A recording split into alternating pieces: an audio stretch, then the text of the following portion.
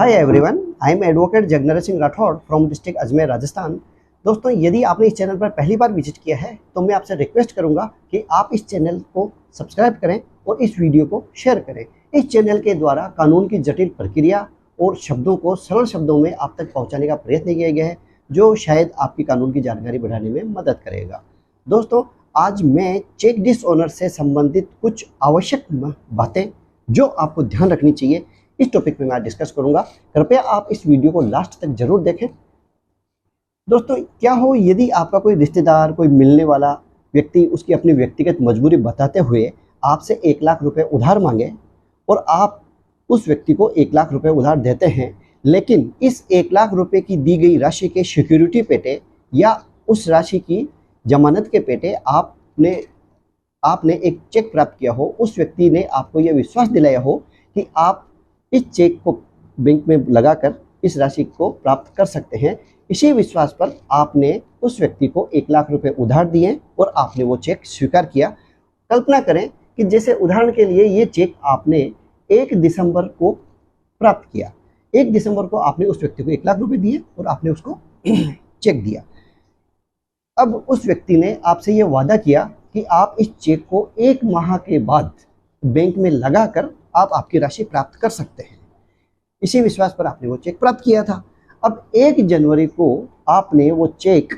Bank में लगाया और जब वो चेक आपने बैंक में लगाया तो उसके 2-3 दिन बाद बैंक से आपके पास में फ़ोन आता है कि आपने जो चेक लगाया था उस चेक डिसऑनर हो गया है, उसका अनादरण हो गया है, इस चेक की राशि का भुगतान नहीं किया जा सकता।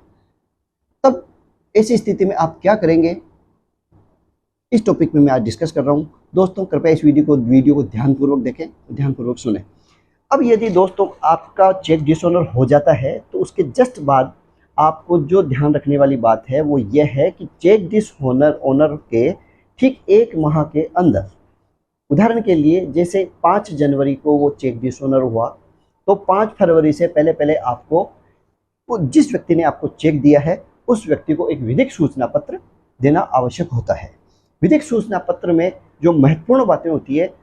वो उसमें सारी चीज़ें उसमें लिखी जाती है कि जैसे कि आपने वो 1 लाख रुपए क्यों दिए थे, किस बाबत आपने वो 1 लाख रुपए दिए थे, चेक के नंबर क्या है, चेक जिस व्यक्ति ने आपको चेक दिया था उसकी बैंक का नाम क्या है, उसकी शाखा क्या है, आपकी बैंक कौन सी है, उसकी शाखा कहाँ है, वो सारी डिटेल उसमें महत्वपूर्ण बातें ध्यान रखी जाती है। दोस्तों, इसमें मेन महत्वपूर्ण जो बात होती है वो चेक जो सूचना पत्र जो होता है उसकी ड्राफ्टिंग इम्पोर्टेंट होती है। और इस केस में आगे जो परिवाद पेश किया जाता है वह भी महत्वपूर्ण उसकी ड्राफ्टिंग होती है, क्योंकि जो ड्राफ्ट अपन करके कोर्ट में पेश करते हैं पूरा केस उसी पे डिपेंड होता है, क्योंकि अपन जो ड्राफ्ट में एक लाइन जो लिखते हैं वो महत्वपूर्ण सारी बातें अपन को कोर्ट में प्रूफ करनी होती है। यदि दोस्तों आपका चेक डिसऑनर हो जाता है तो आप इस चेक को लेने के लिए जब बैंक में जाएंगे तो बैंक के अधिकारी के द्वारा इस चेक के साथ एक मीमो दिया जाएगा, एक स्लिप दी जाएगी। उस स्लिप में आपका चेक किस कारण से अनादृत हुआ है, किस कारण से डिसऑनर हुआ है, उसका कारण उसमें अंकित होता है। उदाहरण के लिए यदि ड्रॉवर के जो अकाउंट है उसमें पर्याप्त बैलेंस नहीं है तो अनसफिशिएंट फंड लिखा हुआ आएगा। यदि उस ड्रॉवर ने अपना अकाउंट क्लोज करा लिया है तो उसमें अकाउंट क्लोज लिखा हुआ आएगा। यदि ड्रॉवर ने सिग्नेचर गलत करके दिए हैं आपको तो सिग्नेचर मिसमैच लिखा हुआ आएगा। और भी कोई कारण हो सकता है, लेकिन अधिकांशतः ये 3 ही कारण होते हैं जिसकी वजह से ये चेक डिसऑनर होता है। अब आपको जिस दिनांक को ये चेक मीमो और चेक प्राप्त होता है उसके 30 दिवस के अंदर, 30 दिन के अंदर अंदर आपको एक सूचना पत्र ड्रॉवर को देना होता है। और ये सूचना पत्र आप by mail, by registered post और कोरियर से उसको, उसके जो अंक पता है, उसका जो एड्रेस आपको पता है उस एड्रेस पे आप उसको भेजें। जो नोटिस भेजा जा रहा है ड्रॉवर को, उस नोटिस में ड्रॉवर को इस राशि को भुगतान करने के लिए उसमें 15 दिन का समय दिया जाना आवश्यक है। 15 दिन का समय इसलिए दिया जाता है कि उस समय हो सकता है कि उसके अकाउंट में पैसे नहीं हैं और किसी भी कारण से अगर वो अनसफिशिएंट फंड की वजह से अगर वो डिसऑनर हो जाता है तो कानून में ये व्यवस्था की गई है कि आपको एक बार फिर मौका दिया जा रहा है कि आप 15 दिवस में इस राशि का भुगतान करें। यदि ड्रॉवर 15 दिन के बाद भी उसको नोटिस प्राप्त होने के 15 दिन के बाद भी यदि आपको इस राशि का भुगतान नहीं करता है, तो अब उस ड्रॉवर ने नेगोशिएबल इंस्ट्रूमेंट एक्ट की धारा 142, 138 के तहत अपराध कारित किया है। उसके बाद जिस तारीख से, अब उदाहरण के लिए आप ये देखें कि 1 तारीख को आपने नोटिस भेजा, 15 दिन का समय उसको आपने दिया, 15 दिन का समय में भी उसने अगर यदि आपको पेमेंट नहीं किया, तो अब आपके पास अगले 30 दिन का समय और है। अगले 30 दिन में आप न्यायालय में परिवाद पेश करें। कुल मिलाकर आपको जिन बातों का ध्यान रखना है, वो जो आपके लिए विशेष इम्पोर्टेंट है, वो ये है कि आपका चेक जिस तारीख को डिसऑनर हुआ या बैंक ने आपको अनादरण मीमो जिस तारीख को दिया है, उस दिनांक से 30 दिन के भीतर आपको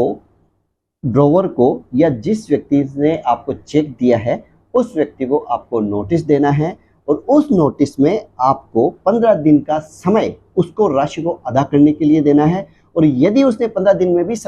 यदि राशि अदा नहीं की है, तो जिस तारीख को आपने नोटिस भेजा और जिस तारीख को उसको प्राप्त हुआ, उस तारीख से 15 दिन क्रॉस करने के बाद अगले 30 दिवस में आपको न्यायालय में परिवाद पेश करना है। अब दोस्तों, न्यायालय में जो परिवाद पेश किया जाता है और न्यायालय के द्वारा क्या क्या कार्रवाई की जाती है या न्यायालय के द्वारा क्या प्रोसीजर किया जाता है इस केस को आगे फाइट करने के लिए या अपन को आगे केस प्रूफ करने के लिए, तो इस न्याय की जो प्रक्रिया है उस प्रक्रिया से संबंधित मैं एक पृथक से वीडियो बनाऊंगा। उसमें आपको न्यायालय के द्वारा क्या क्या कार्रवाई अपनाई जाती है वो मैं आपको इसमें एक्स्ट्रा जो वीडियो बनाऊंगा उसमें आपको डिटेल्स द्वारा बता दूंगा, वीडियो में बताऊंगा। अब आपने जो परिवाद पेश किया है न्यायालय में, और न्यायालय में आपने अपना केस, आपका केस अच्छे से साबित कर दिया है, आपने हर एक डॉक्यूमेंट्री और एविडेंस से आपका केस अगर आप यदि आपने प्रूफ कर दिया है, तो न्यायालय के द्वारा इस केस में ड्रॉवर को, मतलब जिस व्यक्ति ने आपको जो चेक दिया है उस व्यक्ति को आपके चेक की राशि प्लस 2 गुना उस राशि का 2 गुना जुर्माना प्लस 2 साल की सजा का प्रावधान है, और न्यायालय के द्वारा ये दंडादेश दिया जाएगा उस व्यक्ति को। इसलिए दोस्तों, आप घबराएं नहीं, आपका जो चेक डिसऑनर हुआ है उस चेक की राशि आपको न्यायालय के द्वारा दिलवा दी जाती है, और आप टेंशन ना लें। अब यदि दोस्तों, यदि ये वीडियो आपको कानून की जानकारी बढ़ाने में यदि सहयोग करता है और आपको ये जानकारी यदि अच्छी लगी है, तो आप वंस अगेन आप इस चैनल को सब्सक्राइब करें, वीडियो को शेयर करें। Thank you, all the best.